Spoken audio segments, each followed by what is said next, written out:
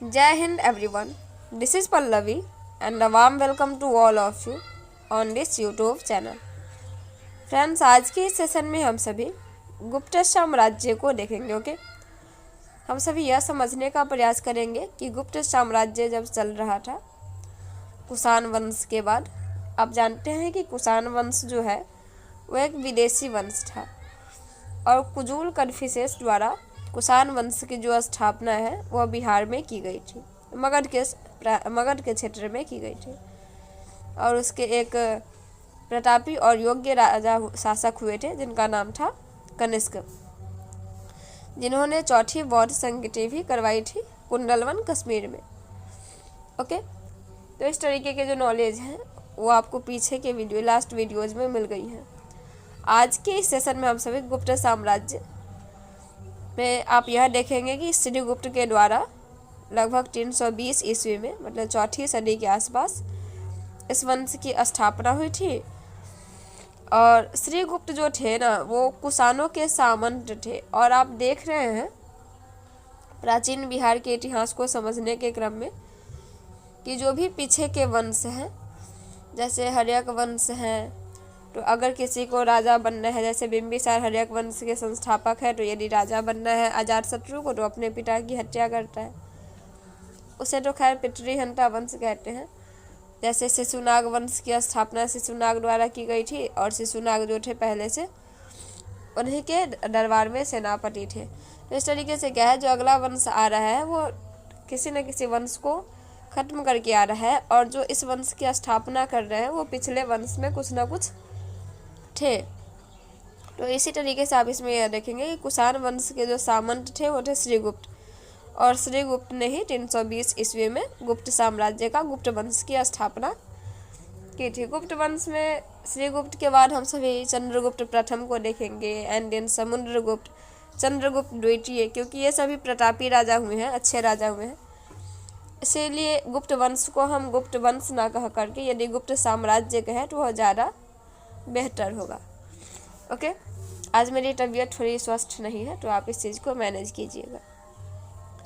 लगभग 320 ईस्वी में, मतलब चौथी सदी में श्रीगुप्त के द्वारा इस वंश की स्थापना की गई थी। किस वंश की स्थापना? तो गुप्त वंश की स्थापना की गई थी। श्रीगुप्त जो थे वो किसके सामंत थे? अगर कोई क्वेश्चन पूछे तो आप बताना श्रीगुप्त जो थे वो कुषाणों के सामंत थे। और एक most important factual question, Srigupta ने महाराज की जो उपाधि है वह धारण किया था। किसकी उपाधि? महाराज की उपाधि जो है वो श्रीगुप्त ने धारण किया था। साथ ही श्रीगुप्त के द्वारा मगध में एक विशालकाय भव्य मंदिर का निर्माण कराया गया, जिसका विवरण हमें इत्सिंग के वर्णन से मिलता है। किसके वर्णन से? इत्सिंग के वर्णन से। और आपको पता है कि जो इत्सिंग है वह कहाँ आए थे? पाटलिपुत्र में आए थे। ओके, तो इन्हीं के विवरण से हमें ऐसा प्राप्त होता है। इसमें यह बताया गया है कि श्रीगुप्त ने मंदिर के खर्च के लिए 24 गांवों को दान में दे दिया था। कितने गांवों को? 24 गांवों को दान में दे दिया था। इसके बाद एक और शासक होते हैं, ये भी महाराज की उपाधि धारण करते हैं और ये भी कुषाणों के ही सामंत थे। और कुषाणों के सामंत रह कर के ही ये वहाँ पे मगध पर शासन किया करते थे। इनका नाम था घटोत्कच। क्या नाम था? आप स्क्रीन पर देख पा रहे होंगे, घटोत्कच।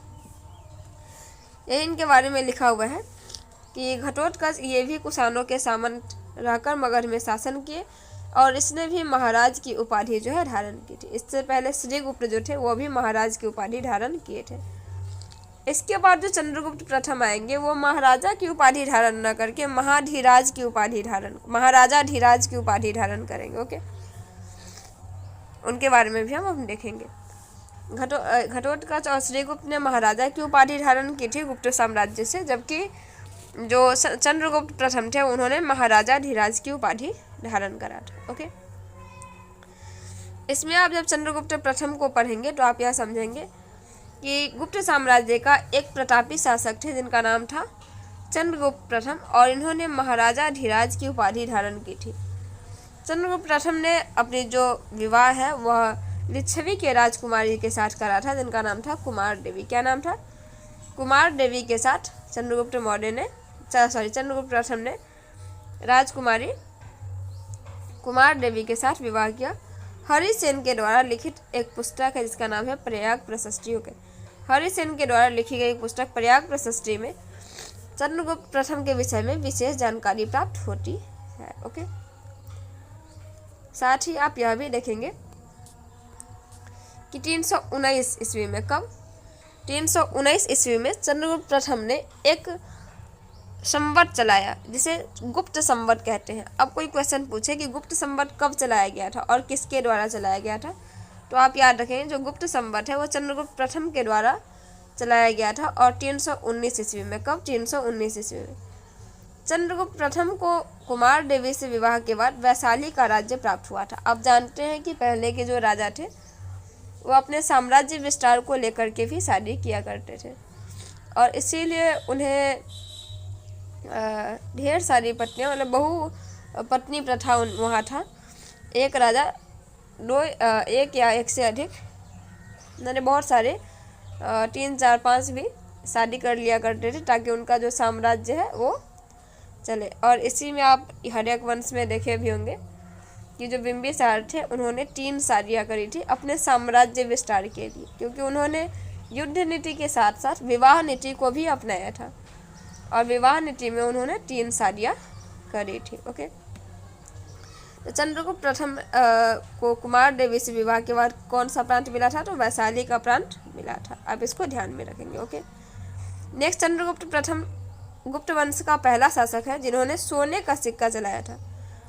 आप जानते हैं कि इससे पहले जो सिक्के चलते थे वह किस चीज़ के चलते थे? ये सिक्के जो होते थे वो तांबा के, चांदी के हुआ करते थे। लेकिन अब आपको यह समझ में आ रहा होगा कि गुप्त साम्राज्य के समय जो बिहार है उसकी आर्थिक स्थिति आई थिंक सही हो गई थी, काफ़ी समृद्ध हो गया था। इसीलिए इस समय में हम अपने भारत को सोने की चिड़िया कहा करते थे। अब इस समय आप देख रहे हैं कि जो सिक्के हैं वो भी सोने का चल रहा है। तो चंद्रगुप्त प्रथम द्वारा ही गुप्त वंश का जो पहला गुप्त वंश के पहले शासक थे चंद्रगुप्त प्रथम, जिन्होंने सोने का सिक्का चलाया था जिसमें राजा रानी का चित्र बना होता था और एक और दूसरी ओर लक्ष्मी जी का चित्र बना हुआ था। और जो राजा रानी का चित्र बना हुआ था उसमें एक और चंद्रगुप्त प्रथम और कुमार देवी के चित्र थे जो राजा रानी थे और दूसरी ओर लक्ष्मी जी का चित्र बना हुआ था। आगे आप देखेंगे समुद्रगुप्त। समुद्रगुप्त में आप यह समझेंगे कि समुद्रगुप्त को लिच्छवी दोहित्र भी कहा जाता है। विदेशी लेखक स्मिथ ने चंद्रगुप्त को भारत का नेपोलियन कहा है। समुद्रगुप्त को किसने नेपोलियन कहा है? तो स्मिथ ने, जो कि विदेशी लेखक थे स्मिथ, उन्होंने चंद्रगुप्त को क्या कहा था? तो भारत का नेपोलियन भी कहा था समुद्रगुप्त को। किसको? समुद्रगुप्त को भारत का नेपोलियन भी कहा गया था। आप इसको ध्यान में रखेंगे। साथ ही आप यह भी याद रखेंगे कि राजनीतिक दृष्टि से समुद्रगुप्त के शासनकाल को गुप्त साम्राज्य का स्वर्ण काल कहा जाता है। इन्हें परक्रमांक शासक भी कहा जाता है। इसने उत्तर में हिमालय से लेकर दक्षिण में विंध्य पर्वत तथा पूर्व में बंगाल की खाड़ी से लेकर पश्चिम में पूर्वी मारवाड़ तक के साम्राज्य पर अपना विस्तार किया था। इस तरीके से समुद्रगुप्त के बारे में और भी जो फैक्ट्स हैं वो है, समुद्रगुप्त के प्रसिद्ध दरबारी कवि हरिसेन के द्वारा लिखित प्रयाग प्रशस्ति में समुद्रगुप्त के साम्राज्य विस्तार की जानकारी प्राप्त होती है। समुद्रगुप्त के शासनकाल में सिक्के प्राप्त हुए हैं जिसमें समुद्रगुप्त को वीणा बजाते हुए दिखाया गया है। ऐसा माना जाता है कि समुद्रगुप्त वीणा बजाने में निपुण थे। इन्हें कविराज भी कहा जाता है और कविराज की उपाधि भी इनको दी गई है। आगे आप चंद्रगुप्त द्वितीय में यह देखेंगे कि चीनी यात्री थे फाहियान।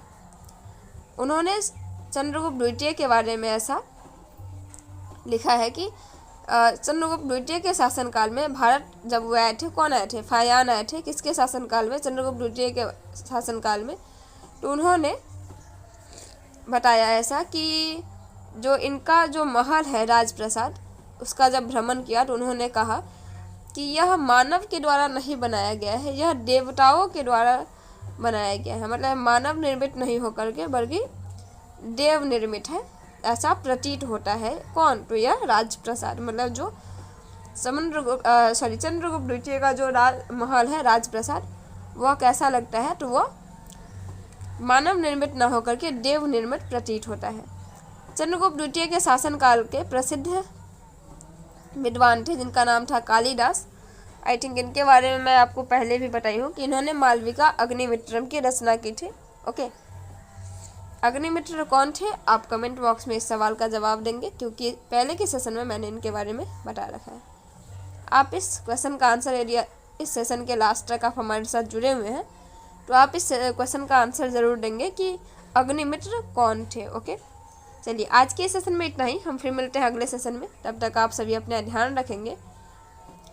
आपके लिए इसी तरीके के सेशंस लाए जाएंगे। जो बच्चे फीस नहीं पे कर सकते हैं, जो बैचेस नहीं खरीद सकते हैं, उनके लिए ये सेशन रामबाण साबित होगा। और जब आप एग्जामिनेशन हॉल से आएंगे तो आप बताएंगे कि हाँ, इस सेशन से क्वेश्चंस आए थे। ओके, तो चलिए आज के लिए इतना ही। तब तक आप सभी अपना ध्यान रखें। हमारे साथ अंत तक बने रहने के लिए आप सबों का बहुत बहुत धन्यवाद।